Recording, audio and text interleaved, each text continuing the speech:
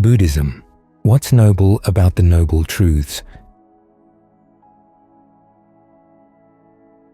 When people ask me this question, they often seem a little embarrassed, for fear that it's impolite or too obvious to ask.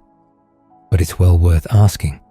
After all, the end of suffering and the path to its end, the third and fourth noble truths, might be noble. But what's noble about the first and second noble truths, suffering and the craving that causes it? If anything, by attributing all suffering to craving, the truths seem to deny the possibility of noble suffering entirely. And what does it mean for a truth to be noble anyway? A good place to start for an answer is with the Pali term for noble truth, Ariya-Sacca. This is a compound of two words, Ariya, noble, and Sacca, truth. The first word in any Pali compound, because it's stripped of its case ending, can function in many ways. This is one of the reasons that people fluent in the language like to use compounds. Compounds can contain many layers of meaning that reward the person who tries to dig them out. Ancient commentators specialized in the game of digging out these layers, and Ariya-Sacca is one of the compounds in which they like to dig. Among the meanings they found in the word Arya is that the truths are ennobling because they take ordinary people to a noble attainment, a happiness that, because it's unconditioned, is reliable and blameless. The truths are also of the nobles in that noble, i.e., awakened, people have proven to themselves that these truths are true and that they're the most important truths to teach to others. The commentators who dug out these meanings didn't see this sort of analysis as denying the fact that the truths themselves were noble. They simply saw it as adding resonance to their nobility. For instance, even though the truths are true for noble people, they're not true only for noble people. They're classed as right view, part of the path that will take you from your not yet noble condition and lead you to a noble attainment. In other words, they're specifically for people who aren't yet fully awakened. They're part of the raft that takes you across the river. Once you're on the other side, you no longer need the raft. From that point on, the path of those who are fully awakened, like that of birds through space, can't be traced. As the Buddha said, what he learned in the course of his awakening was like the leaves in the forest. The Four Noble Truths are like just a handful of leaves, so these truths don't encompass all the views and knowledge of the awakened. They're taught by the awakened because they're part of the path to take unawakened people to awakening as well. And the Buddha didn't save these truths, only for those who are on the verge of awakening. Once, when quizzed by a newcomer to the Dhamma named Gandhabhaka, he taught the origination and cessation of suffering by using examples from Gandhabhaka's daily life. Why did he suffer over the death or imprisonment of some people and not of others? Gandhabhaka immediately grasped the basic principle that all suffering comes from desire, and proceeded to apply those examples to understand the anxiety he felt over his absent son's safety. The text doesn't say that Gandhabhaka gained awakening, but he did see, at least to some extent, how the noble truths are true. If he had taken these truths as a guide to his life, he would have found that they're ennobling as well. But what makes the truths themselves noble? My dictionary says that among the various meanings of the word noble in common usage are these three: preeminent, highly virtuous, and deserving respect. Noble can also be used in a technical sense, as in the noble elements, meaning something that doesn't change with changing conditions. The noble truths are noble in all four of these senses. The first sense, preeminence, relates to that handful of leaves. Even though the Buddha learned many things in the course of his awakening, he realized that all the lessons with the potential to lead others to awakening were contained in these 4 truths. They are truths that should be given top priority in the mind. As Venan, Sariputta once said, all skillful dhammas, actions, phenomena, events, fall under the 4 noble truths in the same way that the footprints of all land animals can fit into the footprint of the elephant. These truths not only provide the framework for understanding everything else that is skillful, but also give directions for how to deal skillfully with whatever arises in your experience. Suffering is to be comprehended. Its cause is to be abandoned. Its cessation is to be realized, and the path to its cessation is to be developed. In this way, the 4 noble truths are the Buddha's most overarching teaching, the teaching that puts every experience in its place and tells you the most skillful way to shape your experiences into a path. This is what the Buddha meant when he noted that all he taught was suffering and the end of suffering. He did, of course, in his many years of teaching, touch on other topics as well, but he always did so within the overarching framework of how those topics related to an understanding of suffering and its end. Even when he dealt with such far-ranging subjects as how to make a marriage work or how to be reborn as a deva or naga, he treated them under the framework of karma, the principle underlying the fact that our actions can either cause suffering or end it. In other words, he was illustrating the principles of right view, and at the same time showing both how far those principles can extend and how useful they are to know. If he was questioned about topics that would get in the way of gaining right view, as when he was asked to take a stand on whether a fully awakened being does or doesn't exist after death, SN 2286, he'd refused to answer on the grounds that doing so lay outside the range of his teaching. For him, any questions that didn't fall under these truths were a waste of time. The noble truths are also noble in the second sense of the word, highly virtuous. This is because the act of seeing yourself in terms of these truths is a noble act. Take the first 2 truths as an example. The first truth isn't just suffering. It's the truth that suffering boils down to clinging to the 5 aggregates: form, feeling, perception, fabrications, and consciousness, around which we define our sense of who we are.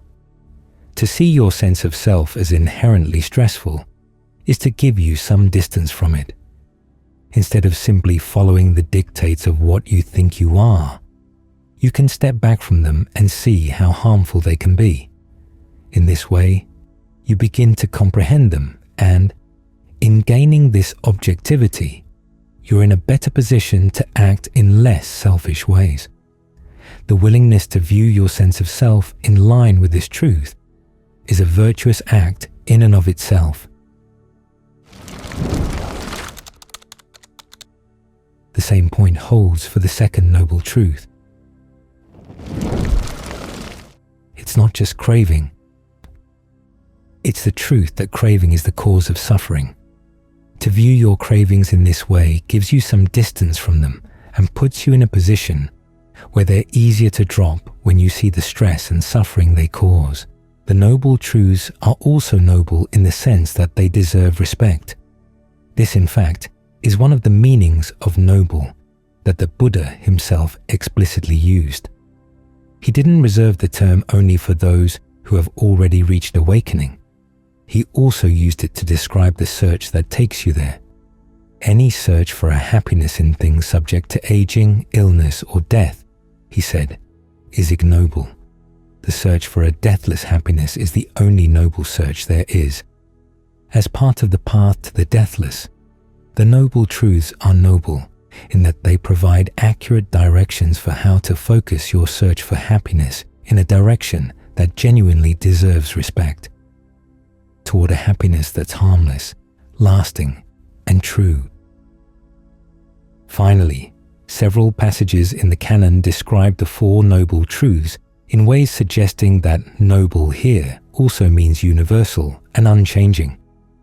One passage describes the truths as real and not otherwise. In other words, they describe the actual way things are, and they don't change with changing conditions.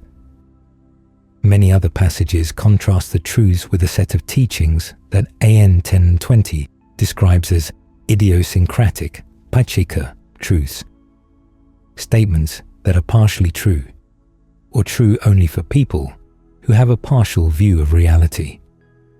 Noble truths are totally true, and true for everyone. Truths noble in this sense are like noble elements in chemistry. They don't change in line with their environment. This makes them even more worthy of respect, for they give reliable guidance whoever and wherever you may be. So the noble truths are noble in all four senses of the word. They're the preeminent teaching on skillfulness. The willingness to view yourself in light of them is a virtuous act. They're part of a path that deserves utmost respect, and they don't change with changing circumstances. They're universally true. In my own experience, the people who have been most willing to regard the noble truths as noble in these ways have benefited the most from them, and are by far the happiest, most admirable people I have ever met. Truths with consequences. The Pali Canon contains a puzzle on the topic of truth, Sacca. On the one hand, there are passages teaching the Four Noble Truths and asserting that these truths are categorical, i.e., universally true across the board. There are also passages equating the attainment of awakening with the attainment of truth.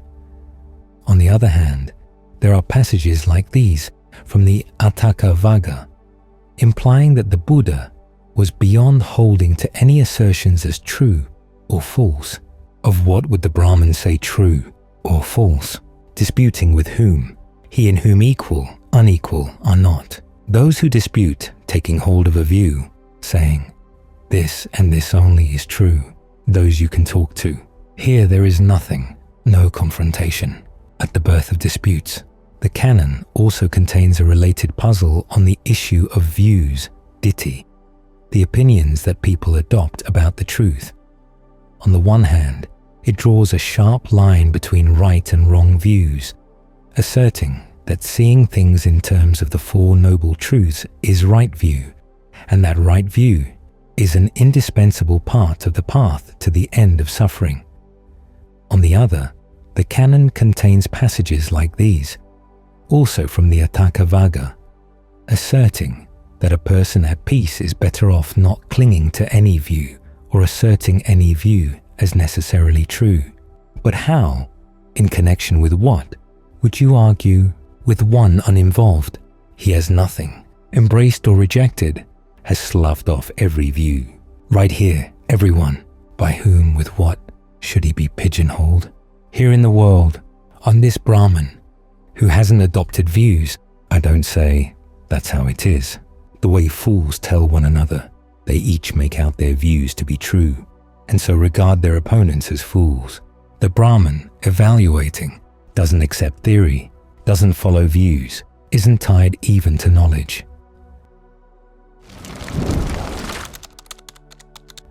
There are two principal ways to approach these puzzles. One is to take them as signs that the Buddha's teachings on truth and views were subtle and nuanced, and that the contradictions in the puzzles are best treated as intentional paradoxes. The question is then whether the paradoxes can be resolved, say, by checking the canon more carefully, to see if the Buddha used the words truth and views in different ways in different contexts, or if he recommended different ways of relating to truths and views at different stages of the practice.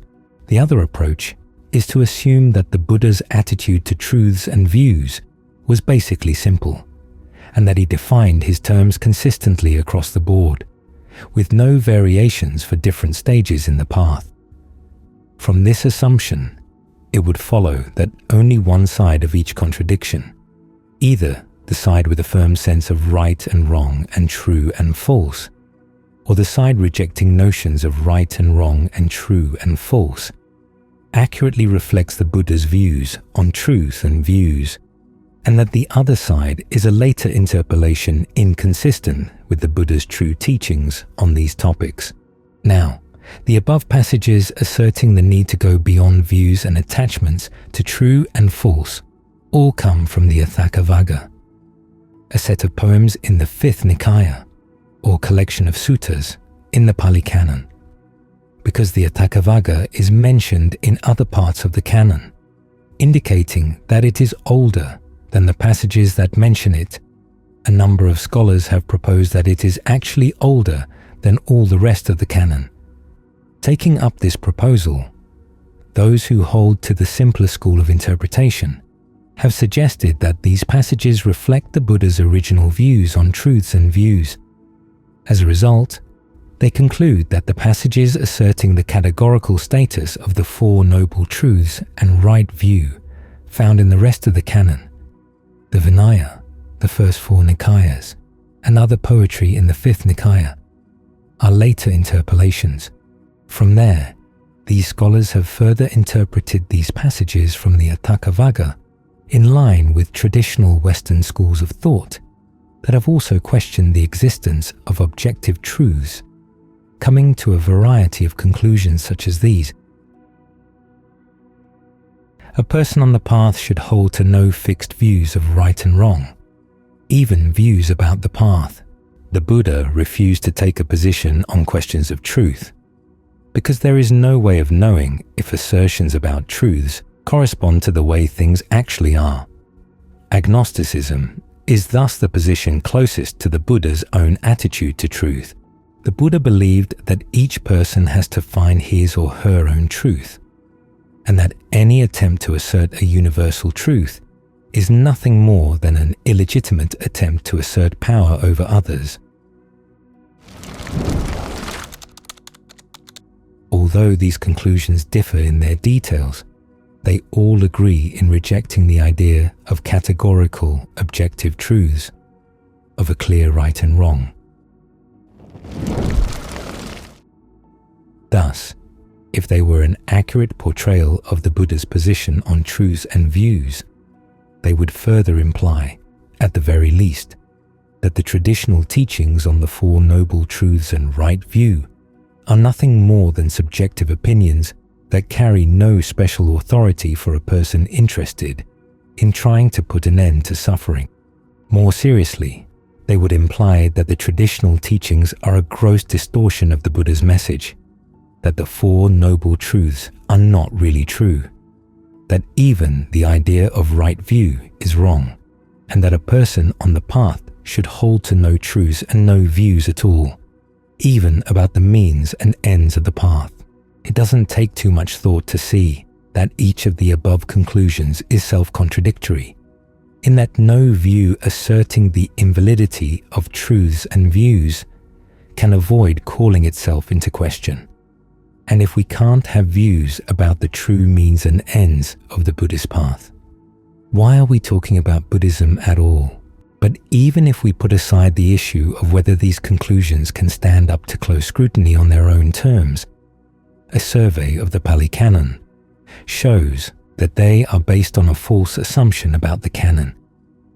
That assumption is that there is a sharp line of distinction between the contents of the Attaccavagga and that of the rest of the canon, and that these 2 parts of the canon stand consistently on opposite sides of the issue of truths and views. For instance, the first 4 Nikayas, like the Attaccavagga, also contain passages asserting that the awakened ones have gone beyond clinging to views and to assertions of true and false. Here, for instance, is a passage from AN 424, whatever is seen or heard or sensed and fastened onto as true by others, one who is such among the self-fettered would not further claim to be true or even false, having seen well in advance that arrow where generations are fastened and hung. I know, I see. That's just how it is. There's nothing of the Tathagata a fully awakened one fastened. As for the Attaccavagga, it contains many passages asserting right views in line with the Four Noble Truths, such as Sen 4.1, 4.2, and 4.7, which agree with the second noble truth in identifying three types of craving for sensuality, becoming, and non-becoming as causes for suffering. San 4.15, which agrees with the third noble truth in extolling unbinding, nibbana, as the goal, and San 4.16, which agrees with the fourth noble truth in recommending right resolve, right speech, right action, and jhana as right concentration. The Attaccavagga also contains the following dialogue, in which the Buddha asserts the existence of a consistent objective truth that human beings can know. Question: what some say is true, that's how it is. Others say is falsehood, a lie, thus quarreling, they dispute. Why can't contemplatives say one thing and the same? The Buddha, the truth is one, there is no second, about which a person who knows it would argue with one who knows. Contemplatives promote their various idiosyncratic truths. That's why they don't say one thing and the same. Question: but why do they say various truths, those who say they are skilled? Have they learned many various truths, or do they follow conjecture?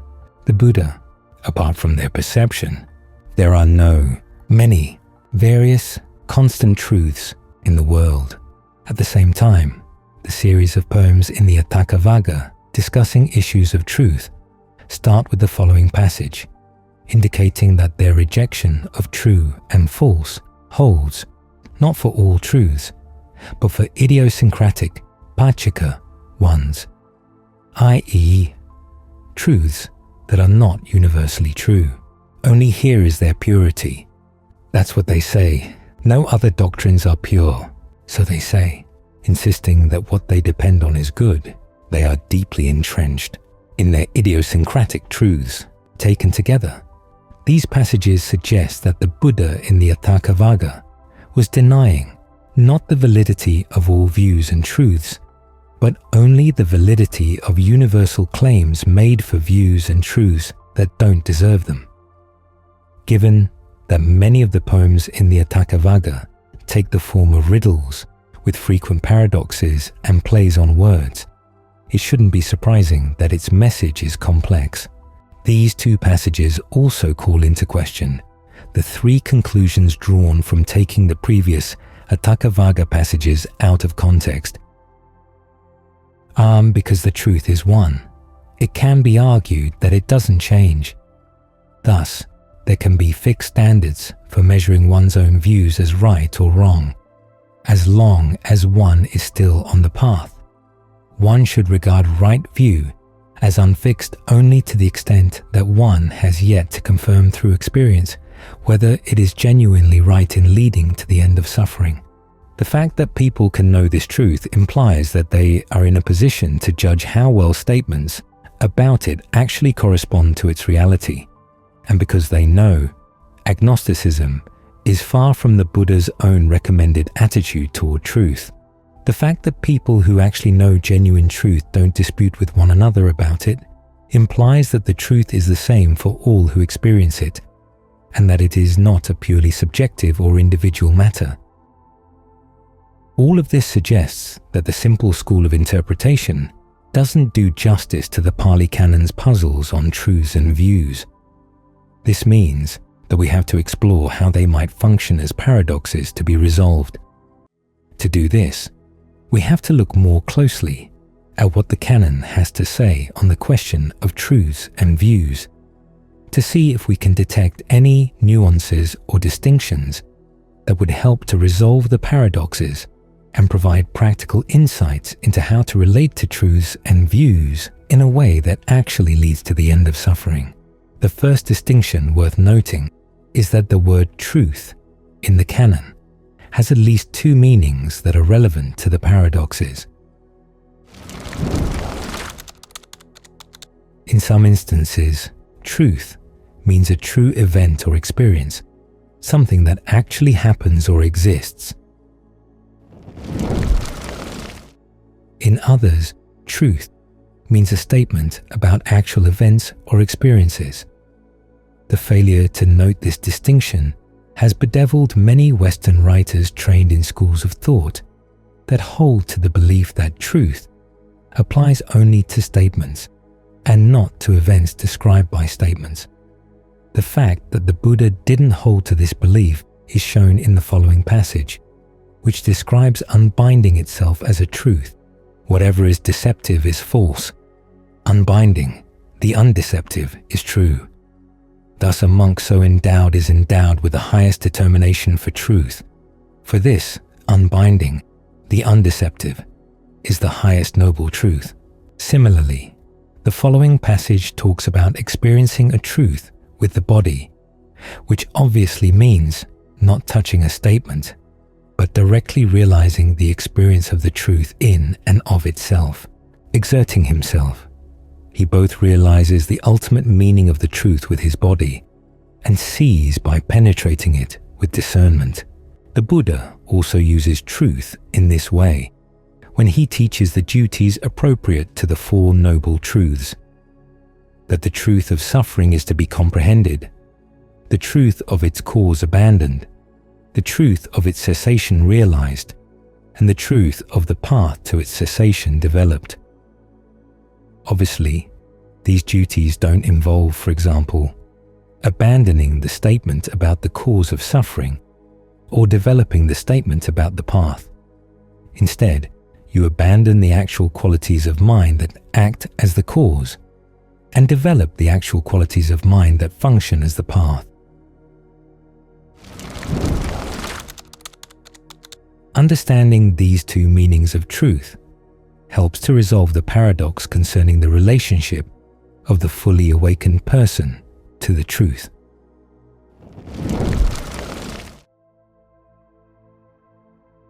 On the one hand, such a person has reached the truth of a deathless dimension that is freed from attachments to all things and is not dependent on any conditions. This is the sense in which such a person has attained the truth. At the same time, however, because views and statements about truths are dependent on conditions, a person who fully attains the truth of awakening has to be free of all attachments to views and statements about truths, even to true statements about the truth of awakening itself. However, this attainment doesn't come just by telling yourself to abandon views and truths. You have to comprehend the reasons for being attached to views in the first place, and to develop genuine dispassion for those reasons. To do this, you have to depend on true views about the reasons for attachment and the means for inducing dispassion. This is why, even though awakening involves letting go of all views and statements about truth, the path there requires holding to certain views and statements about truth as consistent guidelines for the right way to let go. This means that you relate to truth in one way when you're on the path, and another way when you've reached the goal. This is the second distinction worth noting. One of the most famous paradoxes in the Attainment points to precisely this distinction. One doesn't describe purity in terms of view, learning, knowledge, habit, or practice, nor is it found by a person through lack of view, of learning, of knowledge, of habit or practice. The same distinction is conveyed by the famous simile of the raft in MN 22. Then the man, having gathered grass, twigs, branches, and leaves, having bound them together to make a raft, would cross over to safety on the other shore in dependence on the raft, making an effort with his hands and feet. Having crossed over to the further shore, he might think, how useful this raft has been to me. For it was in dependence on this raft that, making an effort with my hands and feet, I have crossed over to safety on the further shore. Why don't I, having hoisted it on my head or carrying on my back, go wherever I like? What do you think, monks? Would the man, in doing that, be doing what should be done with the raft? No, Lord. And what should the man do in order to be doing what should be done with the raft? There is the case where the man, having crossed over, would think, how useful this raft has been to me. For it was in dependence on this raft that, making an effort with my hands and feet, I have crossed over to safety on the further shore. Why don't I, having dragged it on dry land or sinking it in the water, go wherever I like? In doing this, he would be doing what should be done with the raft.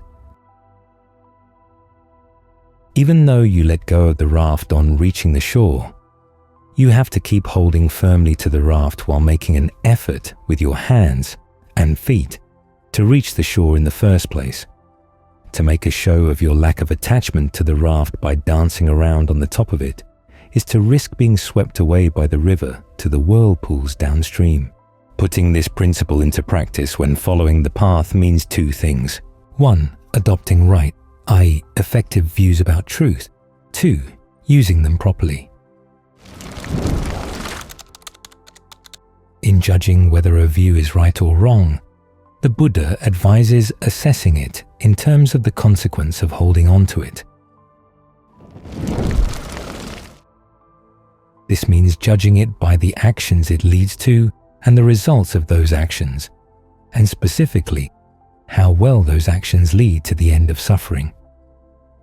MN 126 illustrates this point by comparing the act of adopting wrong views to that of trying to get milk from a cow by twisting its horn, or sesame oil by grinding gravel.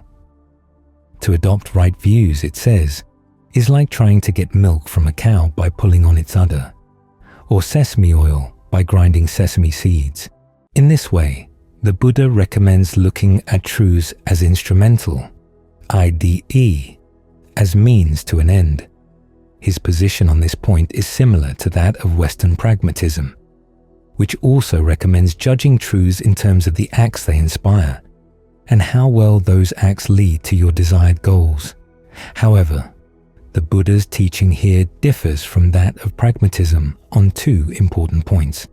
The first is that, in some forms of Western pragmatism, a statement can be judged to be true simply on grounds of utility.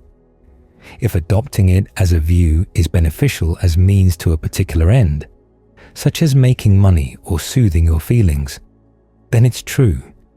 This, however, leaves room for declaring some useful fictions, views of the world that don't really accord with the way it is, as true as long as they give the desired benefits when put into action. An example would be a false view of the world, say, one in which your actions can have no negative consequences, that you find useful because it's comforting, or that allows you to pursue your aims without qualms about unintended consequences. In MN 58, however, the Buddha indicates that some truths are beneficial and some are not, but that all beneficial statements must first be true. In other words, utility alone is not enough to qualify an idea as true. Truth and utility are two separate things. Some statements may be true in the sense of corresponding to reality, but adopting them may not be beneficial for the ending of suffering. At the same time, no statement that doesn't correspond to reality can be regarded as either beneficial or true. What the Pali Canon means by corresponds here can be inferred from the way it deals with offences in the Vinaya, or disciplinary rules. There we find three ways in which correspondence to reality plays a role in analysing what is and is not an offence.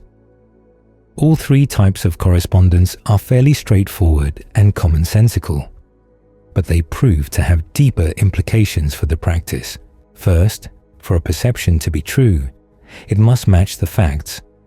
To perceive a human being as a human being, for instance, is a true perception.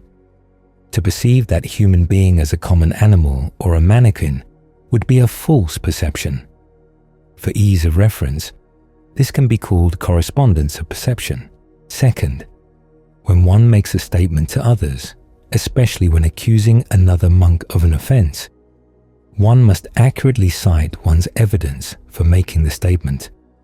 If the statement is based on what one heard someone else report, and one says so, that would count as corresponding to the truth. If one says that it was based on what one saw, that would not. This can be called correspondence of citation.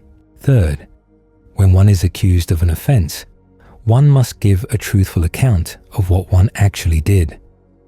This means being honest not only about one's physical or verbal actions, but also about one's motivation and intentions associated with those actions. This can be called correspondence of narrative. These three types of correspondence also function in the practice of the Dhamma. First, in the practice of mindfulness, one must accurately discern what is happening in the mind. Discerning, for example, a passionate mind state as a passionate mind state, or a pleasant feeling as a pleasant feeling.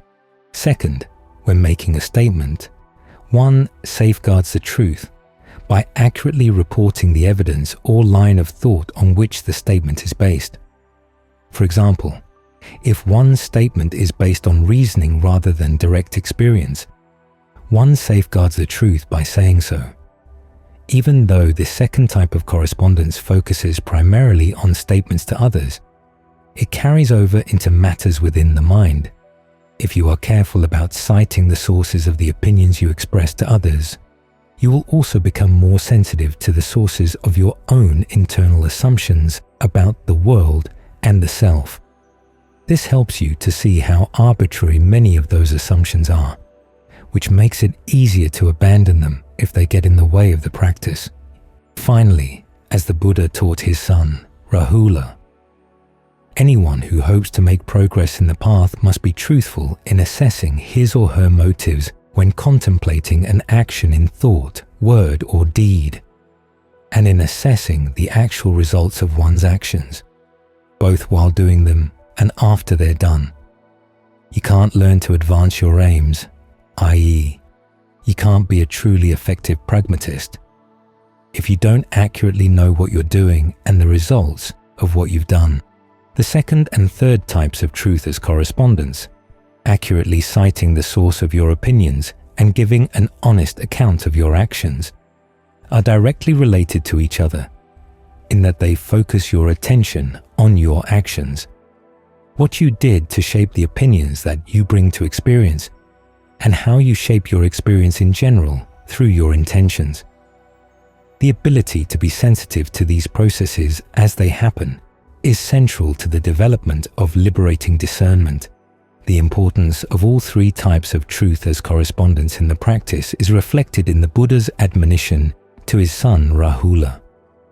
His very first lesson to Rahula was that anyone who feels no shame at telling a deliberate lie is devoid of the goodness of a contemplative.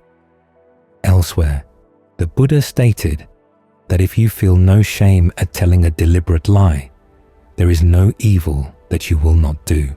In this way, the Buddha's standard of truth was not purely pragmatic. Right view, to be genuinely right, has to be pragmatic and correspond to the way things are. Dashti.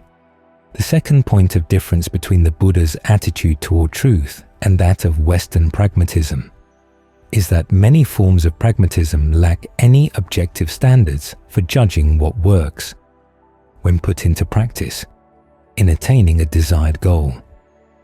All too often, a pragmatic argument for a particular truth is, "It's good enough for me," and that ends the discussion. There are no objective standards for judging what's a worthwhile goal, or how well a truth has to work in order to be good enough. The Buddha, however, offered an objective standard for judging appropriate goals and the extent to which views work as means toward those goals. He began by noting that all action aims at happiness and well-being. The best goal would thus be a happiness that cannot change into suffering. The fact that such a happiness exists is the teaching of the third noble truth, the cessation of suffering. This is the Buddha's absolute standard for judging goals. Any lesser happiness in accordance with the attainment of this fact, i.e., a happiness that doesn't require actions that would get in the way of realizing this goal, might qualify as a worthwhile proximate goal, but it should be recognized as just that, proximate and not ultimate. Any happiness whose attainment would stand in the way of attaining the fact of the third noble truth would not be a worthwhile goal at all. This may be one of the reasons why the Buddha declared unbinding, the cessation of suffering, as the highest noble truth, not only because it is undeceptive, but also because it provides the objective standard for judging the efficacy of all other truths. With regard to the right use of truths, the Buddha first points out 3 misuses of right view. The first is to draw improper inferences, or to fail to draw the proper inferences from it. Unfortunately, the Buddha doesn't give detailed criteria for what he means here, and we have to read widely in the canon to observe which sorts of inferences he and his noble disciples actually draw from the basic teachings, and which sorts they reject. The second misuse of right view is to develop pride around the fact of adopting it, as if that in and of itself made you a better person than others. The third misuse of right view is to employ it simply for the purpose of winning debates. This is a point, however, that carries several nuances. The canon is filled with warnings against debating for the sake of debate. This is the context for the Atthakavagga's criticism of those who argue for their idiosyncratic truths. But the canon also lists legitimate purposes for debate, such as establishing what is actually Dhamma and what is not, defending the Dhamma against false accusations and misrepresentations, and helping well-meaning but confused people to clarify their views. This means that debates are not necessarily a bad thing, and that the purpose of engaging in debate is what determines whether doing so is a valid use of right view. The primary intended purpose of right view is to be used as a guide in developing all the right factors of the path, from right view itself through right concentration. As SN 2239 shows, doing this in accordance with the Dhamma leads to dispassion for all things. In practice, this means that the factors of the path are used to develop dispassion first for anything that deviates from the path, and then for themselves, so that the mind can attain total release. The way they do this can be seen in a number of passages treating the issue of how right view is used in developing dispassion, specifically for views. In An 1093, Anathapindika visits a gathering of sectarians who ask him the views of the Buddha and his Arahant disciples. Anathapindika, who had already reached the first level of awakening, makes an interesting reply. He doesn't know the full extent of the Buddha's views. This, of course, relates to the fact that a fully awakened person has gone beyond views. The sectarians then ask Anathapindika about his own views, and in response, he first asks to hear theirs. It turns out that they all hold positions on the hot debate topics of the day, such as the extent of the cosmos or the existence or non-existence of the soul. Anathapindika criticizes their views, but instead of challenging the content of their positions, he focuses on the act of creating and holding to a position. In each case, he says, regardless of the content of the position, it comes from conditions that are inconstant and stressful. By holding to such views, the sectarians are all holding on to stress. The sectarians then ask Anathapindika his view, and he replies, whatever has been brought into being is fabricated, willed, dependently co-arisen. That is inconstant. Whatever is inconstant is stress. Whatever is stress is not me, is not what I am, is not myself. This is the sort of view I have. On hearing this, the sectarians tried to turn Anathapindika's argument against him, saying that in holding to his view, he too is holding on to stress. He counters, however, by saying that in looking at views in this way, he is also able to discern the escape from that stress. His argument leaves the sectarians at a loss for words, and so he returns to the Buddha, who commends him for refuting the sectarians in this way. This passage shows that right view contains the seeds for its own transcendence, because it focuses not so much on the world outside, but on the processes with which the mind creates its sense of the world. In doing so, it also draws attention to the processes of clinging in the mind, and judges them to be not self, i.e., not worth holding on to. This is how right view develops dispassion for all processes, including ultimately any clinging to itself or to any of the other factors of the path. This point is further explained in many other discourses, but three in particular stand out. In DN1, the Buddha traces a variety of views, including 4 types of agnosticism, to sensory contact, and from there, he follows the process of holding to views onto its consequences, through feeling, craving, clinging, becoming, and ultimately stress. In SN 2281, he analyzes the processes by which the mind creates and holds to another variety of views, again including agnosticism, tracing them in the other direction, back to their causes, from fabrication through craving, feeling, and ultimately to contact with ignorance. In a sutta in the Atthakavagga, Sen 4:11, he treats quarrels over views as part of a cluster of such qualities as selfishness, conceit, and pride, and again traces the entire cluster back to its causes, through things that are loved, desire, the distinction between appealing and unappealing, contact, and ultimately to perceptions. Despite the different details in how these suttas trace the processes surrounding the act of holding to views, in all of them, the strategy is the same: to see that views come from processes that include intentional actions, or karma, such as fabrication, craving, and desire.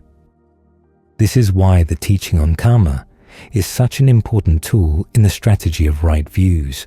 For without seeing the choices involved in intentional acts, one might assume that there was no choice but to follow in one's old ways.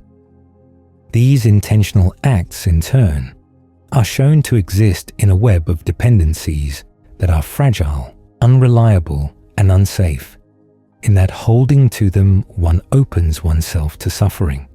This strategy of looking at the processes surrounding the act of creating and holding to views is where adherence to the second and third types of truth as correspondence, sensitivity to the source of one's views, and sensitivity to one's actions and their results, bears full fruit.